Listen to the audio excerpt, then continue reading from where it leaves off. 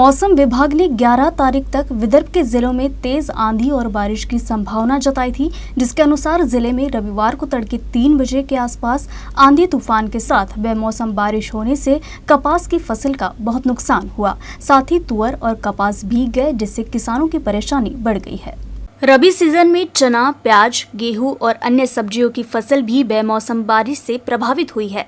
सर्दियों में बेमौसम बारिश के कारण हवा में ठिठुरन बढ़ गई है, इसलिए कृषि विज्ञानी रबी सीजन के दौरान चने की फसल पर रोग की घटनाओं में वृद्धि की संभावना जता रहे हैं। साथ ही प्याज, गेहूं और सब्जी की फसल भी प्रभावित हुई है।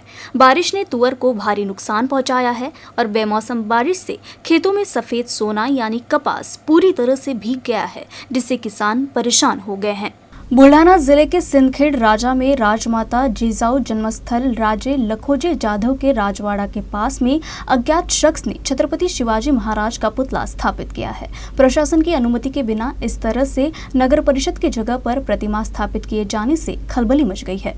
सिंदखेड़ राजा में राजमाता जिजाऊ जन्मस्थल राजवाड़ा के सामने रात के 2 बजे किसी अज्ञात शख्स ने छत्रपति शिवाजी महाराज का अश्वारूढ़ पुतला बिना किसी अनुमति के स्थापित किया है। इस संबंध में नगर परिषद प्रशासन द्वारा पुलिस थाना में शिकायत कराई गई है।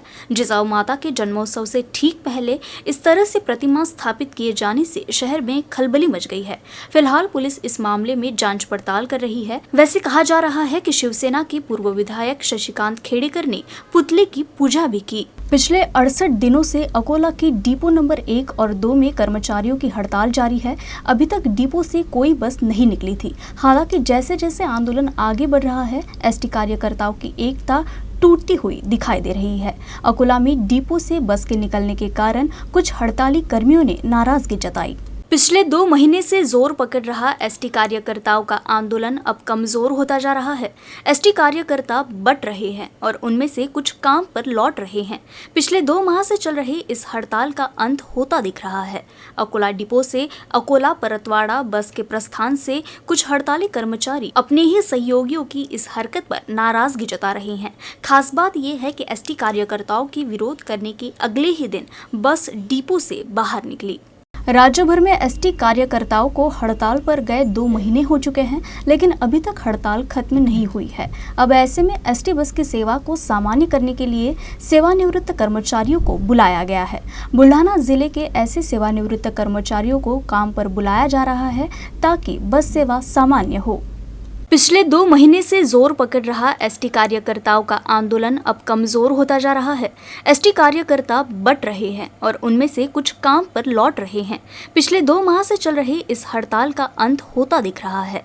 अकोला डिपो से अकोला परतवाड़ा बस के प्रस्थान से कुछ हड़ताली कर्मचारी अपने ही सहयोगियों की इस हरकत पर नाराजगी जता रहे हैं। खास बात यह है कि एसटी कार्यकर्ताओं की विरोध करने के अगले ही दिन बस डिपो से बाहर निकली। बुल्ढाना जिले के धाड़ शहर के करड़ी संग्राहक तालाब से अतिक्रमण हटाने के लिए आमरण अनशन शुरू किया गया है। अगर मांग पूरी नहीं हुई तो आंदोलनकारियों ने जल समाधि की चेतावनी दी है। करड़ी संग्राहक तालाब से हजारों ब्रास गौन खनिज का अवैध उत्खनन हो रहा है। अवैध उत्खनन की वजह से तालाब का अस्तित्व भी खतरे में आ गया है। अब इस अवैध उत्खनन पर रोक लगाने और गजानन नगर से जिला परिषद स्कूल तक अतिक्रमण हटाने के लिए तुरंत कार्रवाई की मांग करते हुए प्रहार जनशक्ति पक्ष व जिला कांग्रेस कमेटी द्वारा आंदोलन का रास्ता अपनाया गया है। प्रहार जनशक्ति पार्टी के जिला अध्यक्ष वैभव राजे मोहिते और कांग्रेस कमेटी के जिला उपाध्यक्ष रिजवान सौदागर तालाब के बीच में बैठकर आंदोलन कर रहे हैं। अगर मांगे पूरी नहीं हुई तो तीव्र आंदोलन की चेतावनी दी गई है। 9 जानेवारीच्या रात्री मध्यरात्री 12 वाजेपासून आम्ही या धरणामध्ये उपोषणाला सुरुवात केलेली आहे। जिगाव प्रकल्प अधिकारी असतील, जिल्हाधिकारी असतील यांना वेळोवेळी या धरणाचं अतिक्रमण काढण्यासंदर्भात निवेदन देण्यात आलं होतं, पण अजूनपर्यंत त्याच्यावर काहीच कारवाई करण्यात आलेली आहे। म्हणून नाल्याजोस्तव आम्हाला या ठिकाणी रात्रीपासून उपोषण सुरू करावं लागले आहेत। आज 5 वाजेपर्यंत जर जिल्हा प्रशासन आणि जिगाव प्रकल्प अधिकारी यांनी याबाबत काही ठोस निर्णय न घेतल्यास आम्ही या धरणामध्ये जलसमाधी घेऊ। धाड येथील करडी संग्राहक तलावात करण्यात आलेल्या अतिक्रमणासंदर्भात सदर अतिक्रमण तात्काळ काढण्यासंदर्भात 9 जानेवारीच्या मध्यरात्री 12:30 वाजेपासून आम्ही करडी संग्राहक तलावात आमरण उपोषणाला बसलेलो आहोत। आज सायंकाळी 5 वाजेपर्यंत संबंधित विभागाच्या अधिकाऱ्यांनी या ठिकाणी पाहणी करून आमच्या उपोषणाला भेट देऊन ठोस निर्णय न घेतल्यास सायंकाळी 5 वाजता आम्ही याच धरणात जलसमाधी घेणार आहोत। अकोला की अपर पुलिस अधीक्षक मोनिका राउत ने बताया कि अकोला जिले में 420 से अधिक पुलिस कर्मियों का पद रिक्त है। पिछले काफी समय से पुलिस विभाग में रिक्त पदों की भर्ती नहीं हुई है, जबकि जिले में पुलिस उप निरीक्षक के 73 पद मंजूर किए गए हैं, जिनमें से केवल 50 अधिकारी ही कार्यरत है। यूसीएन न्यूज से खास बातचीत में उन्होंने कहा कि जल्द ही 350 पुलिस कर्मियों के लिए तैयार सभी सुविधाओं से लैस फ्लॅट सौंपा जाने वाला है। अकोला जिल्ह्यामध्ये सध्या 420 रिक्त पदे आहेत आणि ह्या संदर्भामध्ये ती पदे भरण्यासाठी वरिष्ठ लेवलला पत्रव्यवहार या ठिकाणी सुरू आहे आणि लवकरच मान्यता आल्यानंतर ती पदे भरली जातील। त्याच पद्धतीने निवासस्थानाचा जो एक विषय आहे की 350 पेक्षा जास्त निवासस्थानं या ठिकाणी तयार आहेत आणि त्यासाठी गृह विभागाकडून मंजुरी आली आणि त्याचं उद्घाटन झालं की लगेच त्याचं वाटप देखील योग्य त्या पद्धतीने करण्यात येणार आहे। पातुर तहसील के सुदूर इलाके में किसान पुत्र दीपक जाधव ने झरंडी परिसर के खेत तालाब की दीवारों को खोदकर सरपंच पर अवैध परिवहन का आरोप लगाया है। झरंडी क्षेत्र में पांडुरंग जाधव के खेत तालाब की सुरक्षा दीवार तोड़कर सैकड़ों ब्रास मिट्टी के टीले खोदने का मामला सामने आया है। जब संबंधित किसान ने खेत में जाकर खेत का निरीक्षण किया तो पता चला कि सुरक्षा दीवारों को तोड़कर मिट्टी और मुरुम का अवैध परिवहन किया गया है। पूछताछ में पता चला है कि क्षेत्र के एक गांव के सरपंच ने जेसीबी मशीन से खेत तालाब की दीवार खोदकर अवैध रूप से मिट्टी व मुरुम का ट्रैक्टर से अवैध परिवहन किया। झरंडी परिसर के पांडुरंग जाधव के खेत में तालाब का निर्माण किया गया था और खुदाई में निकली मिट्टी और मुरुम से सुरक्षा दीवार बनाई गई थी। इन सुरक्षा दीवारों को जेसीबी मशीन द्वारा खोदा गया है। सरकार ने पानी की कमी को दूर करने के लिए खेतों में तालाब की खुदाई के लिए लाखों रुपए खर्च किए थे, लेकिन मुरुम माफियाओं ने तालाब की ऐसी तैसी कर सरकार के पैसों पर पानी फेर दिया। इसलिए दीपक जाधव ने तहसीलदार को दिए निवेदन के जरिए सरपंच के खिलाफ कार्रवाई की मांग की है। झरंडी गावामध्ये शेततळ्याच्या संरक्षण भिंतीला असलेली माती व मुरमाच्या ज्या काही भिंती होत्या, ह्या भिंती जेसीबी मशीन आणून एका कंत्राटदाराला विकल्याचा आरोप शेतकरी पुत्र दीपक जाधव यांनी त्यांच्या गावातील विद्यमान सरपंच मखराम राठोड यांच्यावर केलेला आहे। त्यांचे असे म्हणणे आहे की त्यांनी आमच्या परस्पर माझ्या शेततळ्याच्या भिंती पोखरून त्यांनी तो मुरुम विकला असा त्यांनी स्पष्ट आरोप केला। त्यांनी आपल्या पातूर तहसीलचे तहसीलदार दीपक बाजड साहेब यांना दिलेल्या निवेदनातून केला आहे।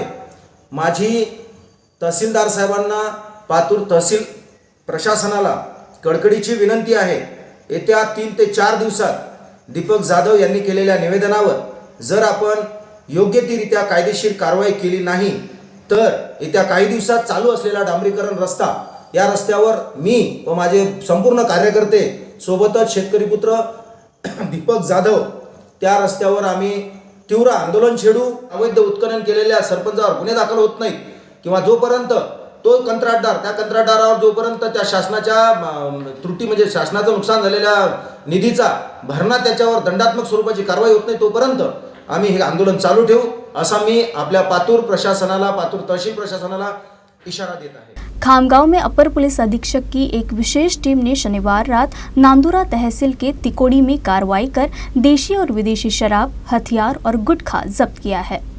अतिरिक्त पुलिस अधीक्षक की टीम को एक गुप्त मुखबिर से सूचना मिली कि नांदुरा तालुका का एक गांव टिकोड़ी में एक व्यक्ति अवैध रूप से बिना लाइसेंस के देशी और विदेशी शराब और महाराष्ट्र सरकार द्वारा प्रतिबंधित गुटखा ले जा रहा था।